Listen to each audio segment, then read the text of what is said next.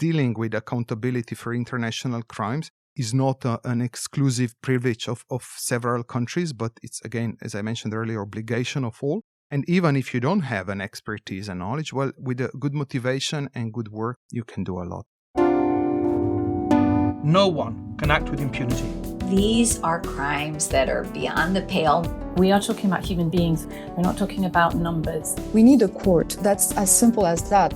This is Asymmetrical Haircuts, your international justice podcast with Janet Anderson and Stephanie van den Berg. All rise. Hi, Steph. Hi, Janet. So last year, we decided to try and find out a bit more about the coordinating mechanisms in this world of international justice. Often they're a bit hidden away from the public, but we think they can be very influential. They can build not only formal agreements, but they also form relationships. And we as journalists know that it's often kind of the personal relationships that also help really oil things along. And they can be spaces where policies get talked about and refined before they're actually becoming a reality. So we are going to try and explore a few this year, and the first one is what's known as the Genocide Network. The real name is the European Network for Investigation and Prosecution of Genocide, Crimes Against Humanity and War Crimes, and it's based at Eurojust in The Hague. Now, Eurojust is, of course, another space that we want to explore, but let's stick for the moment with the Genocide Network, and that's where practitioners, that's national prosecutors, the people in European countries who are prosecuting genocide, crimes against humanity and war crimes, come together twice a year. It's headed by Matevž Pezdirc, and this is how he presents his organization. The Genocide Network would stand as a forum for investigators and prosecutors to work together, but also to exchange best practice, knowledge, and also their experiences. And that's what I think is the most relevant, because each prosecutor does the case according to its own national law, but then certain elements of these cases are cross-border, so they're the same in all the countries, and that's where this component of supporting each other and, in a way, also inspiring each other comes in. As you'll hear in the interview, which we did in 2024 at Eurojust, in a small conference room at the bottom of the building, Matevž discussed with us how the Genocide Network is also inspiring similar organisations. There's the Pacific Network, for example, and we're told that they're planning trainings for investigators in that region, and a representative of that network is also planning to attend the Spring Genocide Network meeting, so we're going to follow that one up. Also, during the week we put this out, there's another project coming out of Eurojust, which is called the National Authorities Against Impunity Network, that will be announced. And that's going to be specifically about the links between civil society and national prosecutors, but also maybe prosecutors outside the EU. And that is something that we're also going to add to our list to keep an eye on. So I kicked off by asking Matevž whether the Genocide Network, as this sort of club of national prosecutors, is kind of a booster event, a way for prosecutors to sit around and chat and encourage each other. Actually, the context of setting up the network was back in 2002. And if we go back in time, that's when the ICC was set up. And of course, EU countries understood the need to ensure the principle of complementarity by cooperating together. So at that point, Netherlands and Denmark have initiated to set up this network. And each country is obliged to nominate one or more contact points. And then these contact points, being prosecutors, investigators, or MLA officers, so judicial cooperation officers dealing with this specific type of criminality in their national jurisdiction, they support each other, they work with each other, they can call each other, but also they can discuss topics of common interest. Well, here we are talking to you at Eurojust. And we've been put in a wonderful room, with a circular table. And as Steph came in, she said, okay, we're going to plan the bombing of somewhere. It's one of those kind of downstairs rooms, with just very low lighting. I'm trying to imagine your table at your meeting for Eurojust. I'm trying to imagine how big that table has to be, because it's not just European prosecutors. It couldn't be like the 10 or 15 you could get here. You also had Australians at your last meeting. How does it look? Well, it's true. Since the early days of the network, the forum has grown. If we think that in those early days, there were some 50 or even less persons sitting around the table. Now this is a forum of 150 up to 200 persons. And you're absolutely right. It has grown a lot. And now we have, next to EU member states being represented, we have observer countries as well, namely Bosnia and Herzegovina, Canada, United Kingdom, Norway, Switzerland, United States, plus Eurojust, Europol, Office of the Prosecutor from the ICC. And then specificities of this forum, we also have other partners, associates, for example, International Committee of the Red Cross, UN entities like Mechanism for Syria, for Myanmar, UNITAD until recently, but also civil society organizations. We have 6 permanently invited NGOs that come and join. So it's really a forum for all stakeholders who work in the field of international criminal justice. And that sounds like a lot of people, 150 plus all these extra people. Does it get a bit unwieldy? How do you get everybody to cooperate? Or is it just you focus on their smaller groups that come together for specific things? We have plenary meetings which take place twice per year, according to the EU presidency system. And of course, those are the big meetings. And then we dedicate certain theme that deserves attention at that moment. For example, in spring, we discussed issues of witness protection, which are specific for international crimes. Now in autumn, we will discuss unlawful attacks under international humanitarian law. So there are various themes, topics that we address during these discussions. But if there is a need for some specific discussions with a smaller scale, that's something we accommodate as well. And this network does a lot of, or helps in a lot of kind of universal jurisdiction cases, because you're also helping local prosecutors in the jurisdictions where they can bring universal jurisdiction cases by linking them to victims in other countries or witnesses. Now, we had a question from one of our regular listeners, Reed Brody, who knows a lot about trying to prosecute war crimes and getting people to justice. His big thing is that universal justice needs to be globalized and not just Europe. And should you not be trying to do more to bring universal justice cases in the global south, like he is trying to do for Gambia at the moment, I believe? That's a very interesting question. But I think I need to say from the outset that ensuring accountability or fighting impunity is international obligation of every state. So that's not limited to European continent or European countries. Of course, the network's mandate is focused on Europe, but we try to work with many other either countries or entities. But I think there's one element there as well, that also the initiative needs to come from those countries to do this work. Now, what we have actually from 1st October is a new project that is specifically dedicated to what you were kind of saying, and that is, we call it Impunity Project, National Authorities Against Impunity, where European Commission has dedicated specific funding for the next 4 years to work with other regions as well. So our ambition will be to work with other national authorities, so outside Europe, but also to set up sort of regional networks, similar to the model of the Genocide Network here in Europe. And Australia is hosting the first official meeting and the launch of Pacific Just, which is a model they replicate from the Genocide Network. And they plan to work with New Zealand, Solomon Islands, Fiji, Canada, US, and I hope that that will grow also with more into the Southeast Asia.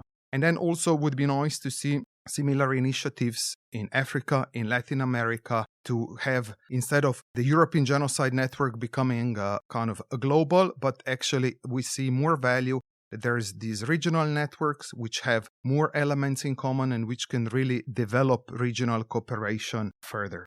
One of our pet peeves as journalists is that we find the whole kind of system is really quite spotty.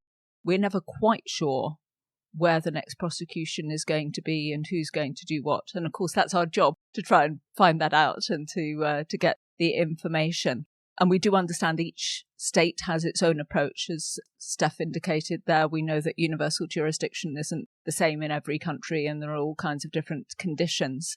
Is your network trying to change different approaches by states or try to nudge individual prosecutors? Or is it simply that you just get the information that they want to tell you? Do you see yourself as trying to change the system? Not at all, because basically each national prosecutor works in its own environment and independently and according to its penal and criminal procedural code. So it's not really the ambition to change that, but it's definitely something where we can spot the gaps or see certain best practices and then develop those elements further. For example, back in 2019, we discussed the issue of foreign terrorist fighters and their involvement in committing war crimes, crimes against humanity, or even genocide. So looking at our nationals that left our countries and joined ISIS in northern Iraq and in Syria. And of course, what we realized is that the prosecutorial strategy that was very much focused at that time on counterterrorism was not sufficient, and that actually that counterterrorism aspects did not cover what these individuals have committed while being present in those countries. And on that basis, we developed a report that was published in 2020 on cumulative prosecutions. We looked at the legislative possibilities and that we realized that actually it's possible in European countries cumulatively. That means to jointly prosecute both charges for terrorism, for example, participation in terrorist organization or membership in terrorist organization or financing terrorism, and war crimes, crimes against humanity or genocide. And we've seen quite a development. If we now look back from 2020 to now, we've seen quite a development of this strategy that more and more countries actually are using it. Are you saying that Eurojust kind of pushed that along? I think that actually that came from being kind of as a gap, what was missing, and what we filled with this report to show that actually ISIS, Jabhat al-Nusra, and all the other organizations are next to being terrorist organizations. They're also party to a non-international armed conflict. And then in that way, we created sort of a legal analysis and provided encouragement for national authorities to not only look at these individuals from counterterrorism perspective, but to add the expertise on war crimes, crimes against humanity, and to evaluate the conduct they have committed through the perspective of international humanitarian law or, as I said, the convention, genocide or crimes against humanity. And that's in a way where I think that, yes, we did encourage them. I don't know whether we influenced them, but I think we did encourage them and offer them possibility clearly through examples, through certain indicators on what they need to look at when they have in front of them individual that basically was present in that area or is suspected of committing either terrorist acts and further on. And that's something I think that we did a very good job, because later on we saw that many other organizations picked this cumulative prosecution approach. And I think now, if that was a couple of years back, sort of a more exception, it now became a rule for all the national authorities to look them. And that's what also recent cases show. For example, the one that's just being tried in the Netherlands these days. Yeah, I'm following that trial that Matevž is talking about. It's a Dutch woman, Hasna Arab, who is accused of cumulative charging of the crime against humanity of enslavement for allegedly keeping Yazidi women as domestic slaves. She is also accused of membership of a terrorist organization and kind of furthering the aims of a terrorist organization, and also for child endangerment for taking her younger son to a war zone. So that is kind of all the extra charges. It's a great example of this inclusive charging and looking at all kinds of other things. One of the things that struck me in the trial that I was following, the Yazidi trial here, is something we've seen in other trials, universal jurisdiction trials, is the issue of translation. Now, in the Dutch trial, there was, it's in Dutch, and then there was translation in the Yazidi language, so that was very good for the victims because they could follow it in their own language. But for example, there was no English language translation. Oh my God. Possible. And, not a problem for me as a Dutch person, but I think there's a lot of international journalists, but also prosecutors and interested parties who would love to follow this case also in English. I know that the Genocide Network, you can't really do anything about translation in national jurisdictions, but is this something that you think about and that you impress the importance of these translation and accessibility of these universal jurisdiction trials to your members? That's a question that's not new, and it's very much present in all these major cases of the last few years. There was a lot of discussion about it during the Koblenz trial of Syria officials and all these high-level or important cases that are taking place in Sweden, in Germany, in France, the Netherlands. And of course, the prosecutors, but in these cases, mostly judges, they work within the scope of National Criminal Procedure Code and what that code allows and what are the possibilities there.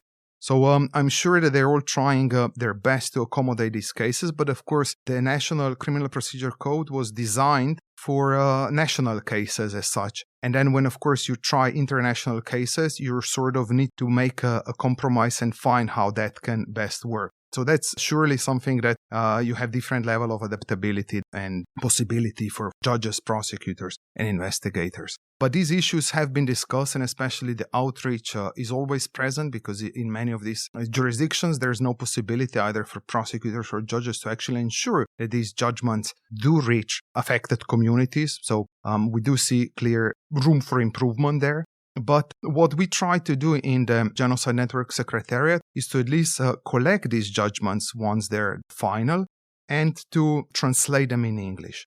So that's something that we're doing now for a couple of years to what we call a case law compendium, and now we'll put that in sort of a case law database, so that it will be searchable database with all these cases, more prominent one, more important one, that have relevance for either other colleagues within European jurisdictions, because you might have, just to give you an example, you had a case first in Germany of a female spouse, also of ISIS, that has put her son into the ISIS training camp school, and of course she was prosecuted for child soldiering.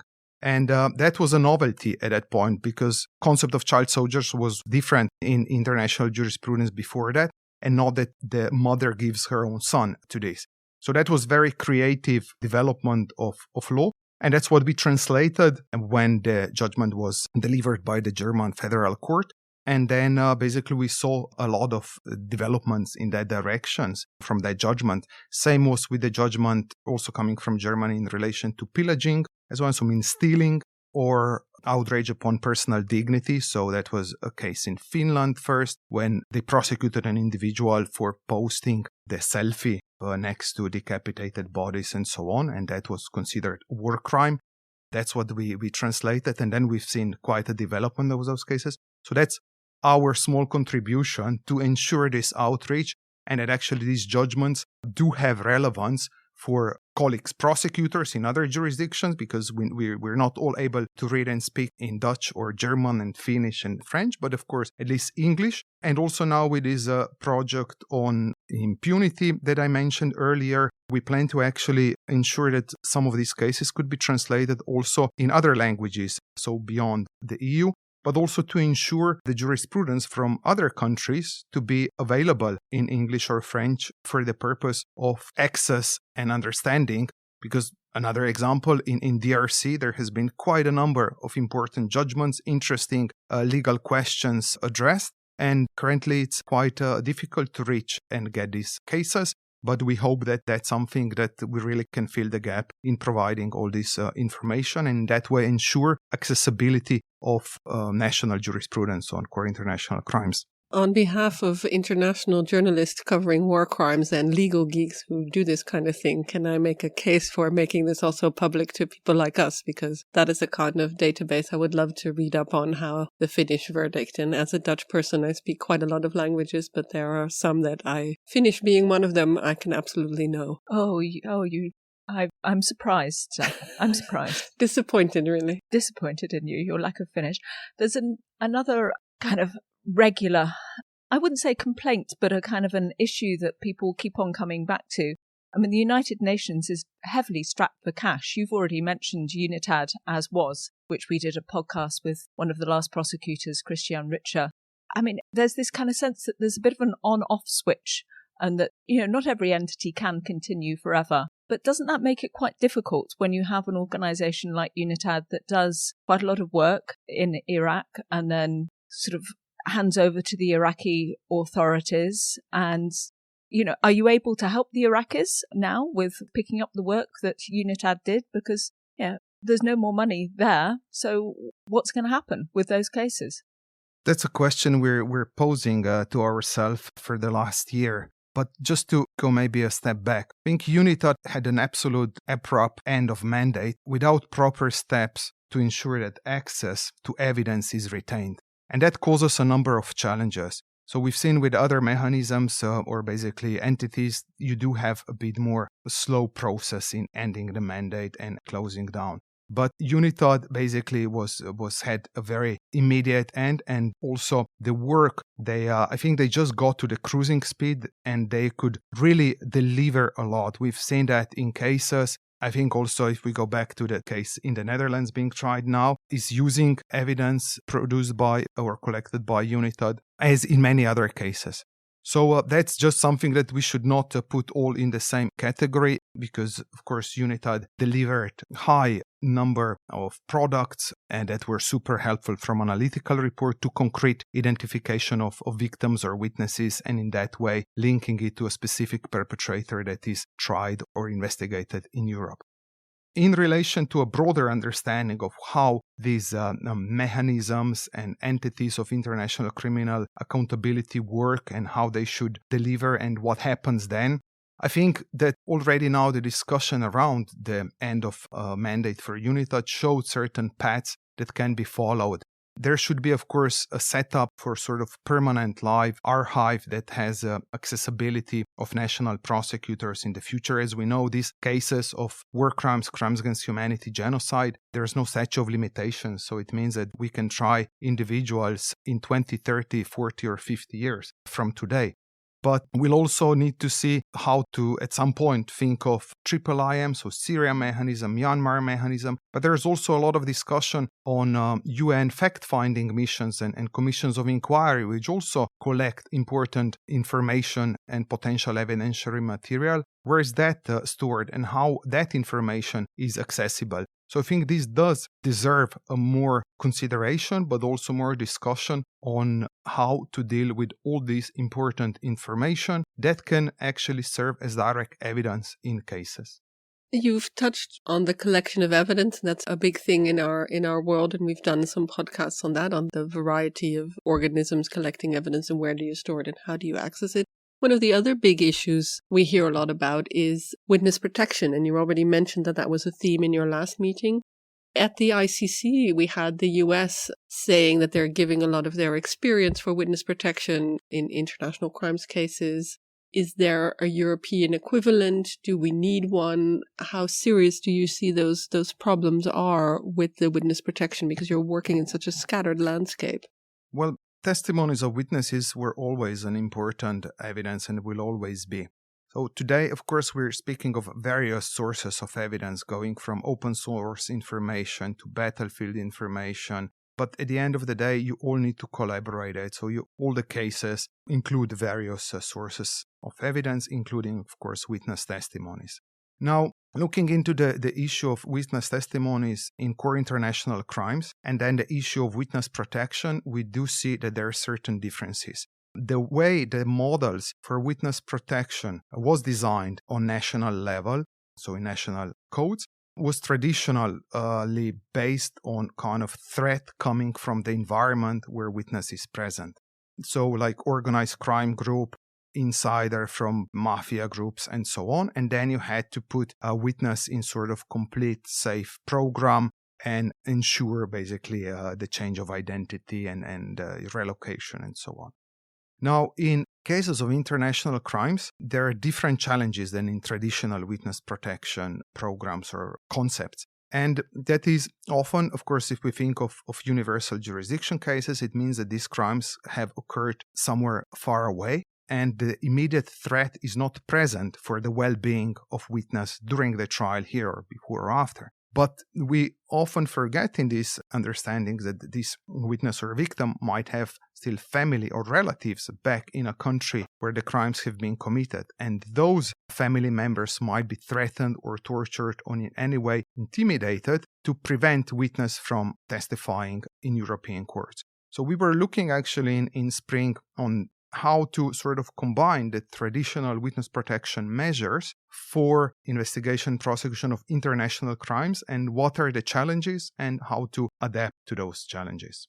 And what did you conclude? I mean, I read stuff like witness protection centres, and I thought, what on earth does that mean? but you also gave some interesting examples, like one from Belgium to do with the Guatemalan case, where they really took some serious measures to protect the individual witnesses and to make sure that their names would not be revealed, etc. So what are your recommendations to your fellow prosecutors? Well, in all these cases, prosecutors try to mitigate between the rights of defense and the protection of victim or witness. There's always sort of something they need to see in each specific case, what can be done best. But the issue is more into how you can adapt the existing witness protection measures for this type of cases. And often they will not fulfill, the witnesses in core international crime cases would not fulfill the criteria to be placed in a protection program, but they sometimes need other types like support or even just relocation. Or what's used these days as well is sort of using of anonymity of witnesses. So that means that the witness is known to the judge or even maybe to the defendant, but not publicly presented. So there are different elements that could be adapted. But, one solution for all the cases, it's really up to each specific case and each specific national legislation. But of course, a lot goes into flexibility and using the elements that are present on national level to the best for witness protection in these cases, which are not completely going into the kind of traditional scheme. We're doing this interview in The Hague, and the building of Eurojust is between the International Criminal Court and the International Court of Justice. In both courts, states have huge roles, either by funding them or effecting arrest, or they sign the treaty, or they elect the judges. Where would you argue that the real impact is at a state level for accountability in core international crimes? Is it at the international courts, or should it be more at the national courts? I.e., is Eurojust really the core entity that we should be looking at in The Hague? Are you it, or are you just part of the system? Well, primary responsibility for investigation and prosecution lies with states. So just to re-emphasize that element. But I think we're working in ecosystem, and that means sort of various stakeholders, various organizations, entities that work, and they're all interdependent. All components need to work together. So we do have international courts, ICC, but previously we had also ICTY, ICTR. We have national authorities, civil society organizations, UN, either it being OHCHR or the fact-finding missions or the mechanisms like IIIM, UNITAD, Myanmar. ICJ also contributing there. And sometimes we feel that there is a real element that work of one entity in this ecosystem actually reinforces the other.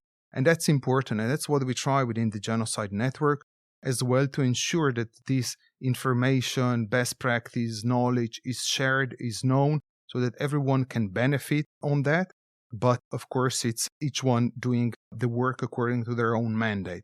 But now just to kind of go to the question on national jurisdictions, what we see, of course, is that on national level, cases are, in particular in the last years, very rapid, very fast in a lot of cases. And we see that national prosecutors, of course, have possibility to combine charges of war crimes, crimes against humanity with other charges. You mentioned earlier terrorism, but also child abduction or child endangering and so on. So there is a lot of creativity on national level. I mentioned earlier the cases of child soldiering or pillaging, or, for example, what we have currently discussion in France on immunities or responsibility of legal persons and so on. And that's all sort of reinforcing the general discussion of international criminal justice. And at the end of the day, there's not either that only national authorities can do the work or only International Criminal Court.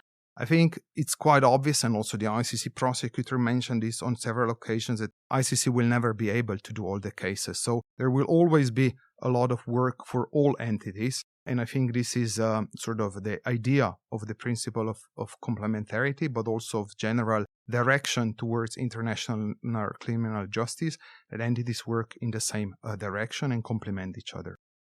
Thank you very much for your time. We're not going to let you off the hook quite yet, though. Is there anything that we should have asked you that we didn't ask you that you think, oh, I didn't get a chance to say that? Maybe about the important role of civil society that we see. on national level, and also that the Genocide Network, as I mentioned earlier, does include 6 NGOs, but we engage with many more. And we really value this partnership between civil society that has developed in recent years an incredible expertise on various subjects, going from analysis of open sources to legal analysis, supporting communities, supporting specific individual victims in bringing their cases forward. And in that way, it's a real partner. And that's something that in our work have done and will continue to do to facilitate this access of civil society also to national authorities, sort of to provide a certain interface. In that direction, we also published the guidelines for civil society together with the Office of the Prosecutor of the ICC in 2022 to really offer certain methodology that can assist the civil society in documenting crimes. And that's something that we heard probably on many occasions on international level, how civil society is important, but absolutely the same goes for national authorities. They're absolute essential partner for ensuring accountability. Now, we're also a podcast of legal geeks and semi-interested people, and we always ask our guests, do you have a favorite court case or a court case that maybe sparked your interest in this field, or something that you, as a prosecuted that you keep coming back to as an example of either what you do or how you do it? There's quite many of them. So maybe I can just give from various perspectives a few of them. Like the Dutch case relating to Ethiopia, where the crimes have been committed in, I think, 76 or 77. Yeah, the Red Terror case. Exactly. And the trial actually took 40 years after that.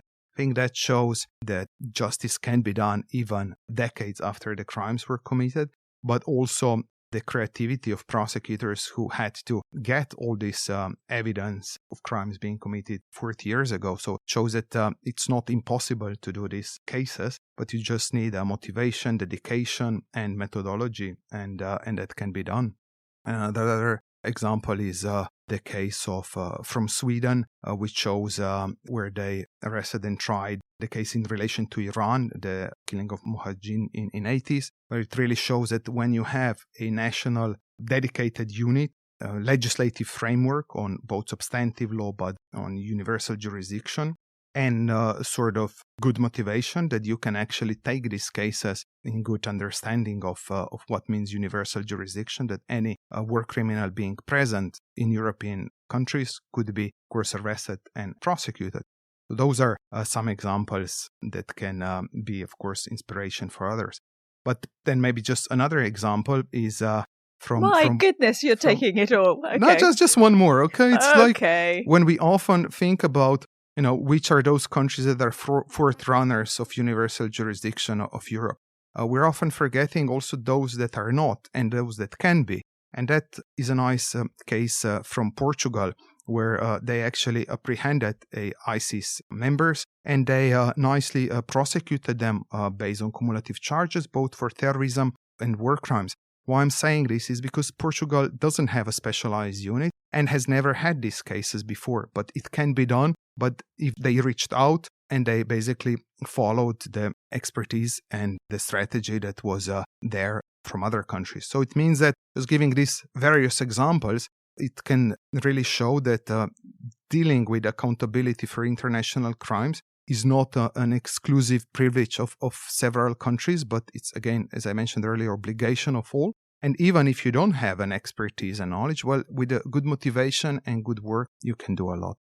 Well, I feel really admonished because I've never heard of the Portuguese case. I'm going to have to look that up, and hopefully somebody will have translated something for me to be able, because my Portuguese isn't there. Our final question is there anything you've been reading, listening to, or watching that you'd like to recommend to our network, or maybe something that you do to get away from it all? But please feel free, something within our world or outside of our world. Well, actually, within our world, I often pick East-West Street by Philip Sands to just get, I think it's always nice to get bit of inspiration and motivation. Even if I read it before, it's always nice to go through some chapters again and see why we are here and why we're doing it and how it all started in a way. I think that's a reading for every international criminal lawyer, and to kind of also be humble in a way when these cases come. But on the other side, I think there's always a need to balance with private life as well and sport activities to get away a bit because sometimes these things can be quite harsh and heavy. What's your sport? Various, from running, swimming, cycling, whatever is possible to do outside or inside, just as long as there is fun and good activity. Sounds like you're doing a triathlon soon. Not enough time to properly prepare for that, but surely a desire. Aha, there we go. Well, thank you so much for taking the time out of your busy day to talk to us, the time you're not spending on triathlon training. And as always, we always say it on this podcast, we'll keep an eye on all these cases that are going on. But yes, this is, we have a lot of universal jurisdiction cases to keep an eye on and to catch up on. So also a call out to everybody of our listenership who knows about the Portuguese case, get in touch with us so we can learn more about it. Thank you. It was an absolute pleasure. Many thanks.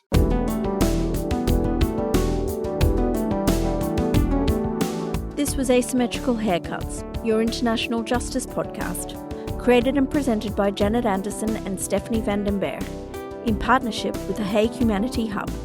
Music is by Autonautics.com. You can find show notes and everything about the podcast on asymmetricalhaircuts.com. This show is available on every major podcast service, so please subscribe, give us a rating, and spread the word.